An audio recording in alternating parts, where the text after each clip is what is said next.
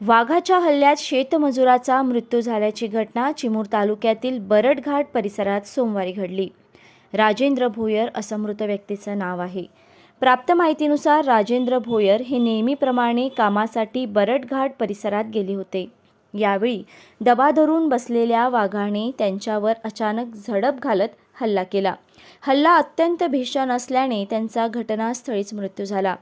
काही वेळाने ही घटना निदर्शनास आल्यानंतर परिसरातील नागरिकांनी घटनास्थळी धाव घेतली. यानंतर वनविभागाचे अधिकारी, कर्मचारी तसेच स्थानिक पोलीस घटनास्थळी दाखल झाले.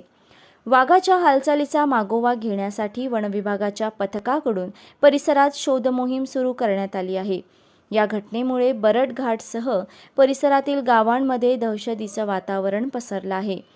जंगलालगत शेती करणारे शेतकरी, शेतमजूर तसंच जनावरे चारण्यासाठी जंगल परिसरात जाणारे नागरिक भयभीत झाले असून अत्यावश्यक कामाशिवाय जंगल परिसरात जाणे टाळण्याचं आवाहन प्रशासनाकडून करण्यात आलं आहे.